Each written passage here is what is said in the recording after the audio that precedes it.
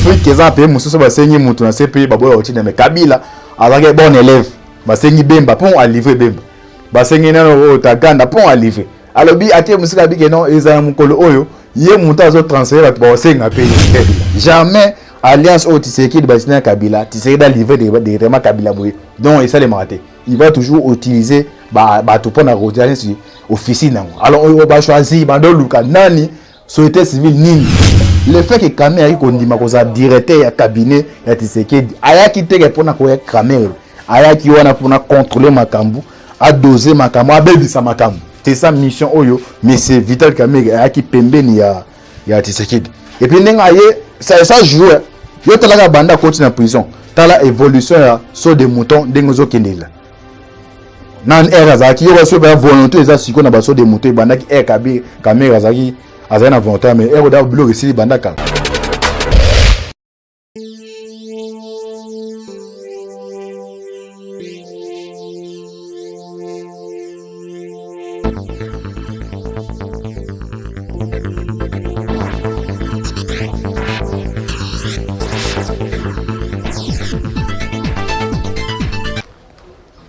Bonjour, bonsoir, na balandi nyonso Aisha News TV, bozali ebele partout dans le monde boza kolanda biso, boza niveau ya Amérique, na moni papa Jean-Paul Kala Maska na Waterloo, boza niveau Europe, maman Charlotte Kabasi, maman Dédé Charlotte, bandeko tout en Europe, boza niveau ya Asie, Océanie, en Afrique, sans oublier en République démocratique du Congo, ezali ndeko na bino, mwana bino, ya na bino, Moïse Mao Kantibal, neto osala décryptage ya actualité l'émission na biso ya muzindo na politique toyeba situation politique ya RDC eza wapi tozokende wapi tokosuka wapi na pesi mbote mingi na wazali responsable ya chaîne ndeko Emmanuel Kapita na molonga na ye na pesi su mbote mingi na coordonnateur ya Aisha News TV et Dongiama sans oublier na cameraman ndeko Junior Kambo bino to bolanda biso bokota bosabone na chaîne pour na bozwaka d'information. Alors, si je te souhaite les alliés, procès à Vital Kamere, ou au premier jour, na Makala,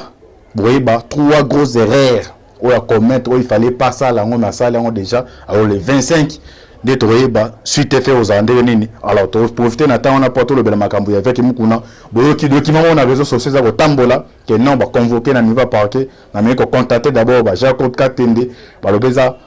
Fake news bande kwana ma bato bango bazana ba monta ba njambe na di fake les abileurs le kota alors non c'est avant que tu as un dossier à Mukuna et ya Mouni ni Kamere dossier d'abord à Mukuna a eu courage ya koloba o bande ko to bande ko banga koloba bande ko bota la biso o abengi ba combattant biso na bino nyonso souci na biso que non le régime où il y a ba prédateur le régime sanguinaire où tout il faut bakangama alors ils en congolais moko azana ni na poto na 8000 km ya comment na réseau société que no mangwa Rwanda za aw alors azu courage au bilan boye bakuna que non mutazana pouvoir muta coordonner tout mangwa Kabila mais il a eu ce courage là ya okeneko kufunda monstre parce que bilan bope pese kombo ya monstre alors mais la bande musu bazo benga o antibal Mukuna na ele ko seza ba jeune bango do bino congolais gagabu finalement bino bolingi eza ba jeune bango siko yo sala ni eza ba jeune na bango te yo wasipenda bato wana penda ya Kabila na tinde ba bisi ba video na Mukuna penda o ba bino we ba temo mono neto komi na mama o do video sur des bimi na niveau réseaux sociaux ba kokolo lonti mukolo esumasi ya etikali et son ni penda ke za ba jeune bango batona ba comme niveau ya koluka usaba bilo basala ko te Mukuna to comprendre que no ba comprendre que no Mukuna sima na ye ne ba toujours mona sosa vimba ni mama na ya zawana et puis ba document za documentation ça nango et juste à travers les États-Unis na ça no même fois que non Kabila dépêcha qui nan Bernabé Carib a sali tourner na niveau Afrique pendant qu'ils ambassadeur des États-Unis plein tout le monde a déposé wana talaka ba crime wa éliminer wana déposé tala ngoza libanda yoza na kati ya Congo oyebi ke no mwana ke na marche moko be na régime Kabila azwa masas ke na banda le porter plainte kuna o déposer plainte pour na bazwa Kabila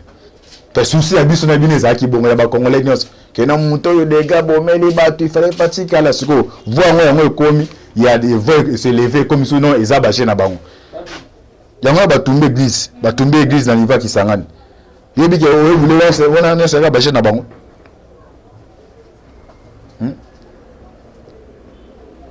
eza processus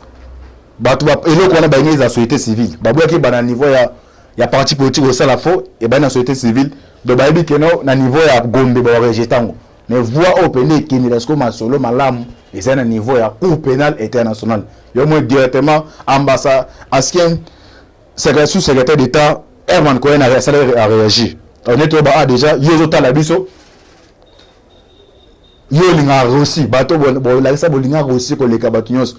voix wana esalemi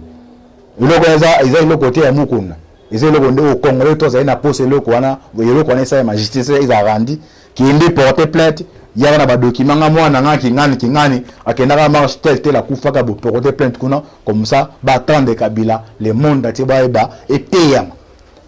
parce que pas mundele ceux qui obomi mutu a te beti 10 ans 20 ans bon moni histoire Osama Ben Laden Osama Ben Laden balukise pendant plus de 10 ans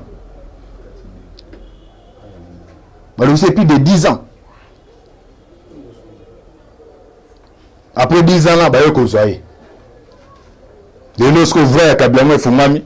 ba plein de réseaux ils a déposé déjà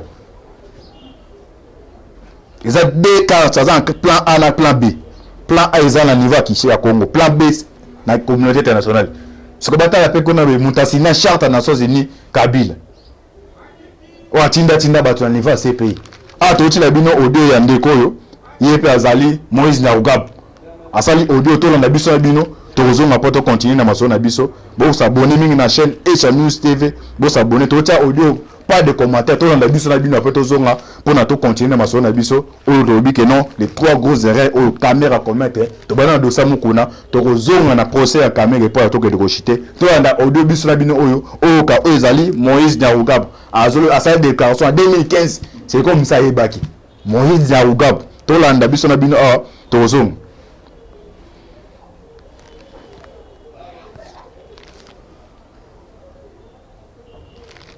awa bolanda Moïse Nyarugabo bazoloba makambo etali ya kotinda batandi va CPI alobi Kabila bazozoye comme un bon élève ce basengi bemba pour ati bemba la CPI tolanda personnellement confiance en cette justice internationale. C'est mon avis personnel. Notre gouvernement avait à un moment donné n'arrêtait pas de nous dire que c'est le meilleur élève. C'est l'élève modèle par rapport à la CPI qui coopère parce qu'il transfère.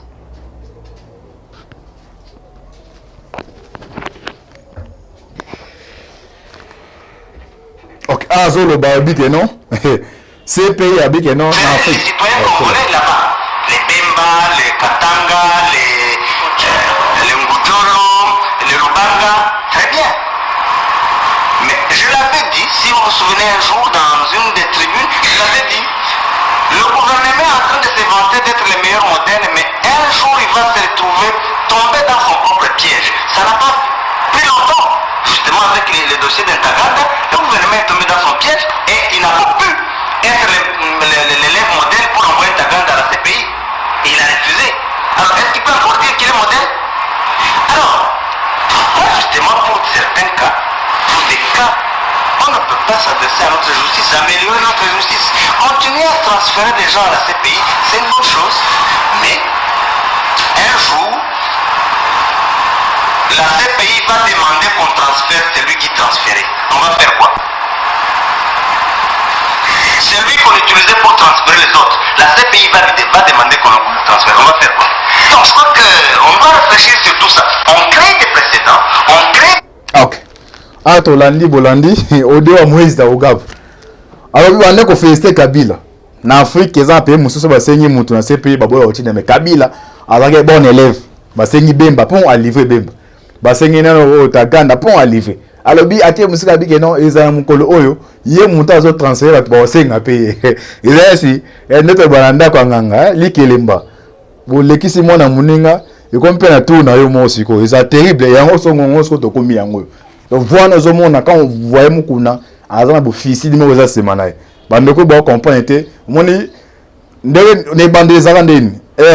pouvoir tiseke de yi zwami a kamere ba kangete aza uboma na ibisa bandeko ke non bino analyse bo ça boza limité bo comprendre après sur le moment où bandeko musu ba comprendre mon retard pa bandeko musu ba oti na makama musique mamba bale ayena ma politique ndenge mona Kabila jamais alliance au Tshisekedi basina Kabila Tshisekedi da livrer des vraiment Kabila boye donc ça les raté il va toujours utiliser ba tout pour na retirer sur officine nango alors on va choisir bando luka nani société civile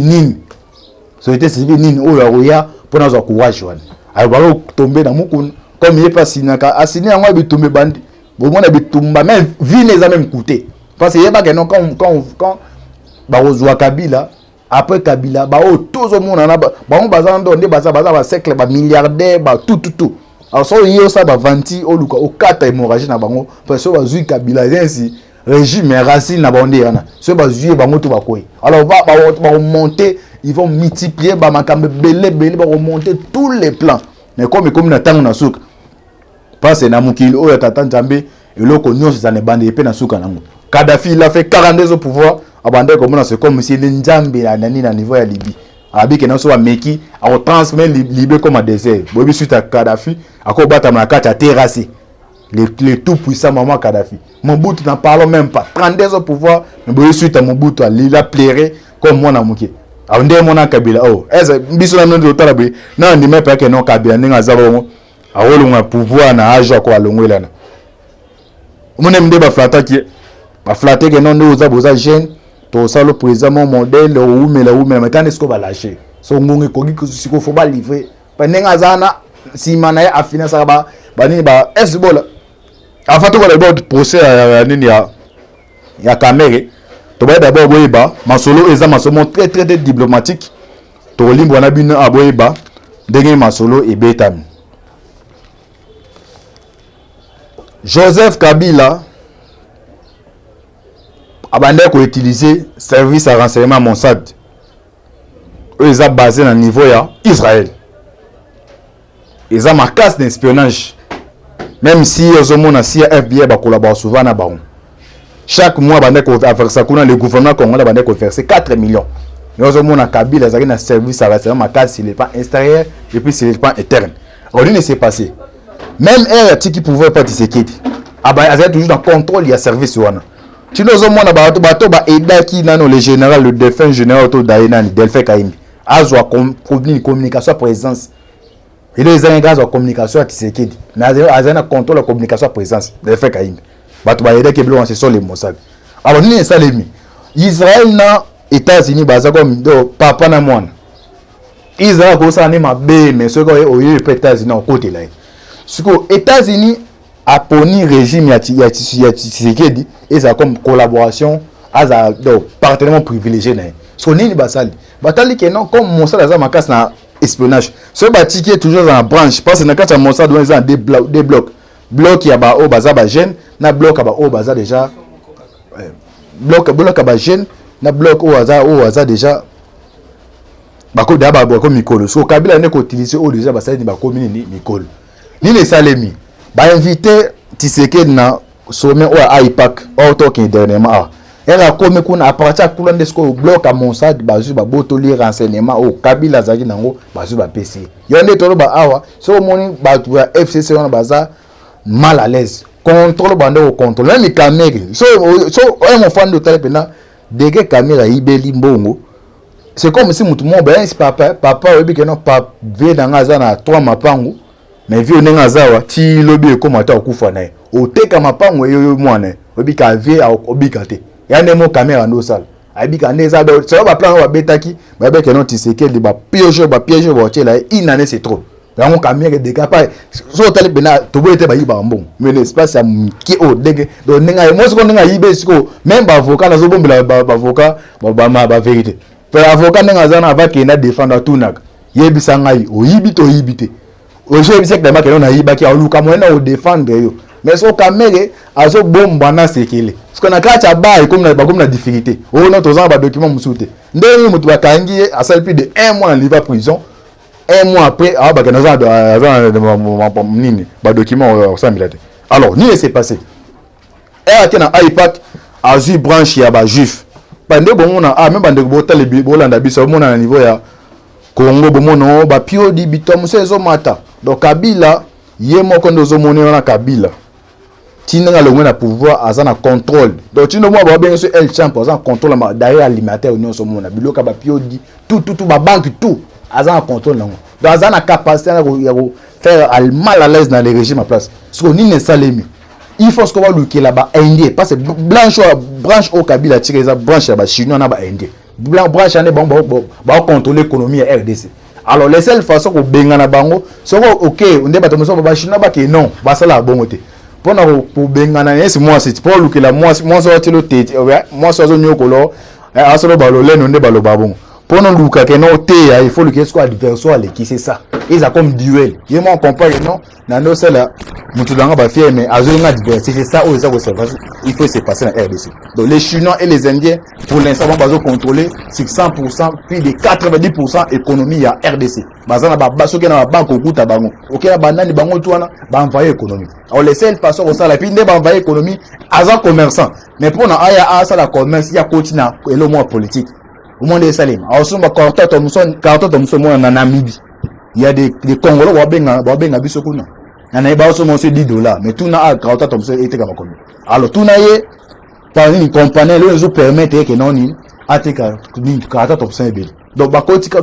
bango politique na bango alors les seules façons il y a ko diminuer influence na bango il faut le grand ba adversaire alors le monde autant ba à niveau monde net autambola awa après au raté ba chinois ba indien les seuls ba adversaire na bango ba chinois ba indien ba ko karaté ce sont les juifs ezo mona Tshisekedi akena okotana aipa ko wana pona a négocier na ba juif ba ya awa pona créer ba entreprise et permettre et comme sous forme de duel parce que avant kende ba caméra des gens bazana ba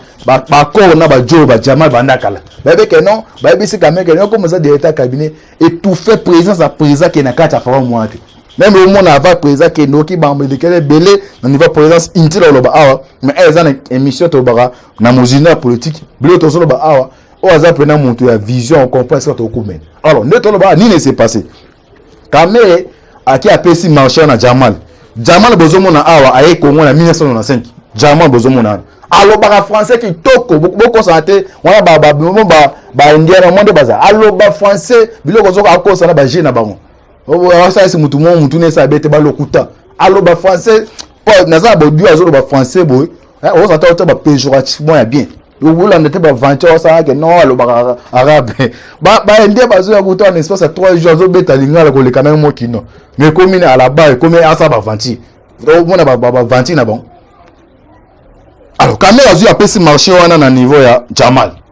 OK Jamal bo mona wana aza muta branche ya Hezbollah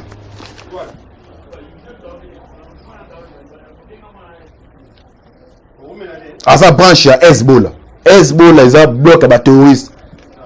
o ba financera aba o mona ba bloc Al-Qaïda tout Hezbollah jozo mona parce que les États-Unis ndenga na soka poni a travailler na yo aza si mwana mo oyo mwana liboso ba botaye alingate mwana musa bota maza jaloux côté wana a lingate so a cho partenaire privilégié na o copier na bat mususu so Kamere comme il sait très bien parce que votre ba que non le fait que Kamere yi kondima ko za directeur ya cabinet ya Tshisekedi aya kiteke pona ko ya Kamere aya ki wana pona contrôler makambu a doser makambu a bebisa makambu c'est sa mission oyo mais c'est Vital Kamere aya ki pembeni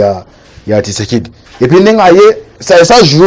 yo talaka banda koti na prison tala évolution ya saut de mouton dengozo kendela nan era zaki yo baso ba volonté eza siko na baso de mouton banda ki Kamere zaki azana volonté mais ero da bilo resili banda kala tala su ba to kango su ministre ne moko John Tumba na niveau ya ni ya Kasai a détourné comme 36 millions mais il y a des chiffres to tango do su ki sabiso mutema les Congolais bazo souffrir do ba montant ba jongo bazawana lobitano muku na bengo ba El Champ El Champ pa ibara ba montant minene El Champ ko tira $100,000 ozo tika ba montant minene na mwana bata jiba koti masolo mo siko ya to pende yindi aminda kenda kana me to siko pa na monda bata ko me to fa ba bengi sai o invitation so yelio osuba na bilamba soso o babe so apaka matete kuna eza cimetière ne bataye kuma 3 fois na soraya piana yeba ke ba bengisa api ba frontière bakangi o mona du gombe na gombe masa o déjà yana dami bila kimi même moi ne ba rejeter liberté provisoire ba ebitina ba ebisa yota moi le premier jour on a procès parce que tout mais 3 grosses erreurs oyo Kamere à commettre. Il y a liboso d'abord. Kamere et babengisi à la barre. Doye pour nae abulaki c'est comme ça dans la meeting à ENC. Ah toi analyser ensemble. Moi c'est mon meeting à ENC donc il est président à parti. Donc ba auto bazar na c'est donc aboza kaza devant ba juge. Devant juge so za président de la République. Dès que commis devant ba au moins on a dans le dano donc général o ba ko sele makambo ya muzenani edi kapeni afa ki basa misaba beaucoup no ba pete on va le soke non ndemo ye awe comme individu tu bata en communauté père de combien 14 enfants wala za mamuteke yo soke nini yeso kamé na arrogance wana ali la ba pesa ba donner a pesa ba leçon na ba juge OK ba tona ba tangela en classe à 8 ans tangela en classe à 10 ans tant les gens vient na juge avec maîtrise na ye ayi abandon je suis intellectuel maintenant ce que ba juge premièrement d'abord il était arrogant devant ba juge. Deuxièmement, à Bombela qui va avocat na ba dossier. Au monde. Troisièmement, à Wangani Jamal. OK, dans deux ans, ba image. Ce qui est permis dans le bas, on peut la caméra, mais dans le bas, ba image. Image ya faire. Caméra kuta na faire na kata ndako ne. Le même il y a sans les ici ka OUP, caméra ya Maki Jamal. Mais caméra il a renié au Krapenda, muyibi okangi liboka muyibi wako na pochi. Le kata on ne peut pas on dit mariayi awanga likeno na yebiete papa dede susu muhimba wana o aza charger ba port yo za be on dit ne ndoza ndako ndebota oza ndako no penda otini mutako zota $100 pambo oye ba mutu wana te ebo seki ga ndako o pesi mutu 2 millions oh non namona kana papier atakutango namona fana tanabi siko bande kwa INC pas abiso zo ba congolais elo akamele o to za problème particulier na été mais za likambu ya mbongo na biso mbongo ya ngai ya yozo tala ngai oyo na moment oyo il fait que ils a développé mboka pone tonga metonga makana état de droit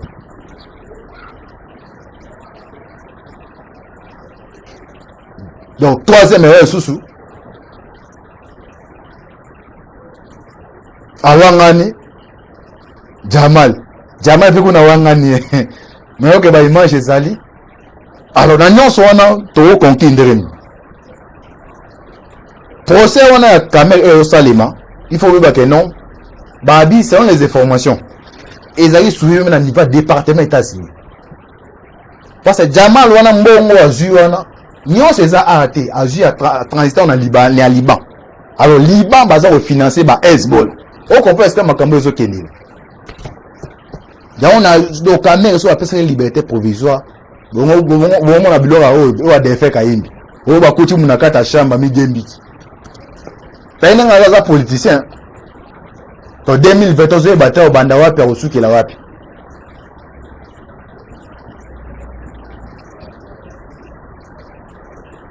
Lobi ba avocat ba na okena na greffier ba zu ba nini. Ba tuni le sous que non. Oagissaki na programme ya 100 jours en tant que coordonnateur de superviseur. Il y a dit que non, Azad directeur cabinet